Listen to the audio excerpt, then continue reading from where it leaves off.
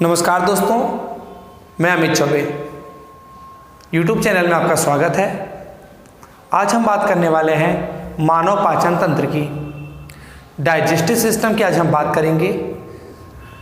Digestive system में आपका आता है दांत, जीभ, श्वास नली, ग्रास नली, पित्ताशय, अग्नाशय, छोटी आंत, बड़ी आंत, यकृत,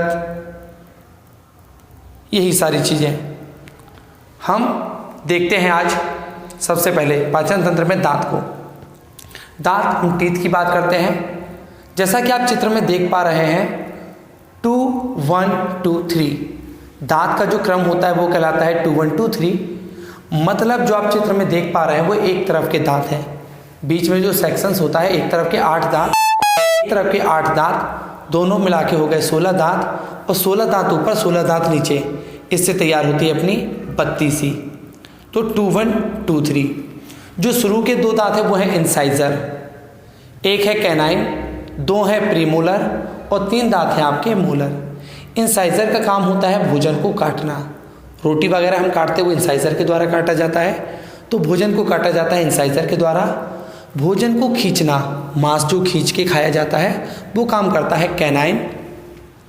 फिर हैं आपके 2 प्रीमोलर, भोजन को थोड़े थोड़े टुकड़ों में तोड़ना, भोजन के जो छोटे छोटे टुकड़े होते हैं उसमें तोड़ने का काम करता है प्रीमोलर।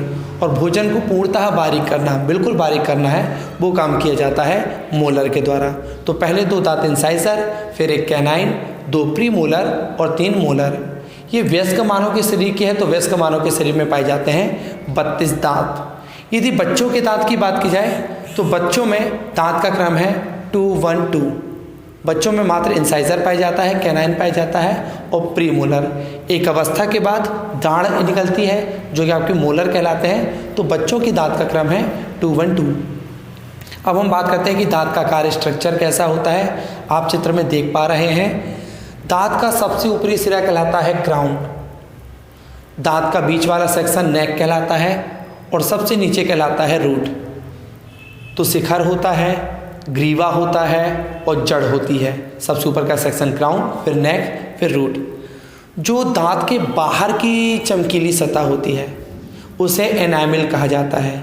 एग्जाम में क्वेश्चन आता है मानव शरीर का सबसे मजबूत तत्व, तो आंसर होता है आपका एनामिल। जो दांत के ऊपर की चमकीली सतह होती है वो एनामिल कहलाती है।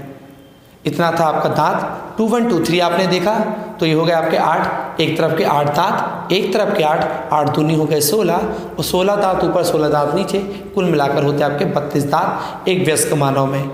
2 1 2 3 वयस्क मानव में है और 2 1 2 बच्चों में। आइए अब हम देखते हैं जीभ के बारे में, टंग के बारे में हम देखते हैं।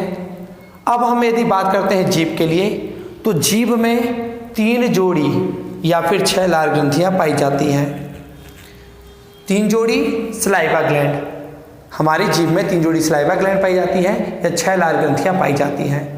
जैसा आप चित्र में देख पा रहे होंगे अलग अलग जगह वो पॉइंट बने हुए हैं। पीछे के जो 2 पॉइंट हैं जो कान के पास पाए जाते हैं, कान के नीचे की तरफ पाए जाते हैं, इसमें कड़वेपन का स्वाद महसूस होता है। बीच वाला जो पॉइंट है यहाँ से खट्टेपन का स्वाद महसूस होता है और सबसे आगे वाले जो 2 पॉइंट है यहाँ से मीठेपन का स्वाद पता चलता है। आपने फील भी किया होगा जब कभी कान में दवाई डाली जाती है या नाक में दवाई डाली जाती है तो हमें कान के पीछे की तरफ कड़वी सी फीलिंग आती है, तो वो आपका बैक वाली जो सलाइवा ग्लैंड होती है वहाँ से महसूस होता है। इमली जब भी खाते हैं तो हम किनारे की तरफ से खाते हैं तो वहाँ से खट्टेपन का स्वाद महसूस होता है और मीठेपन का स्वाद आगे से महसूस होता है। अब हम बात कर लेते हैं कि इसमें कौन कौन से एंजाइम्स पाए जाते हैं, हमारी लार में कौन कौन से एंजाइम्स पाए जाते हैं। सबसे पहला है टाइलिन, दूसरा है लाइसोसोम, तीसरा है माल्टोज। एग्जाम की दृष्टि से देखा जाए तो सबसे महत्वपूर्ण है आपका टाइलिन। तो आपको याद रखना है जब अपनी जीभ कट जाती है तो अपन लोग कैसे बात करते हैं, टाई टाई ट्या हो गया, टाई क्या कर रहा है, तो टाइलिन। तो जीभ में कौन सा एंजाइम्स पाया जाता है, लार में कौन सा एंजाइम्स पाया जाता है, वो है टाइलिन।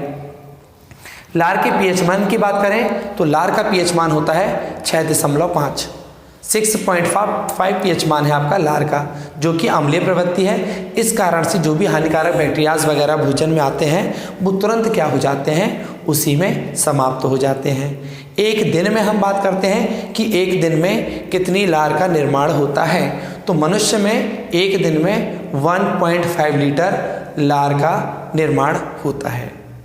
जीभ में 6 ग्रंथियां पाई जाती हैं, 3 जोड़ी पाई जाती है। पीछे वाले सेक्शन में कड़वापन, मध्य वाले सेक्शन से खट्टापन और आगे वाले सेक्शन से मीठापन।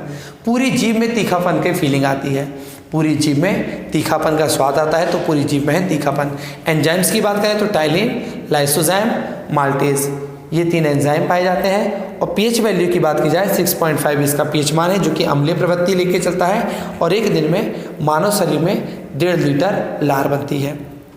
पाचन तंत्र में हमने आज अभी दांत देखा और जीभ देखी। इसके पार्ट 2 में हम देखेंगे पाचन तंत्र की शुरुआत कैसे होती है और किस तरीके से पूरे भोजन का पाचन होता है। यदि आपको हमारा चैनल पसंद आता है तो हमारे वीडियो को लाइक करें और सब्सक्राइब करें। आइए अब हम देखेंगे दूसरे पार्ट में हमें क्या जानकारी प्राप्त होती है।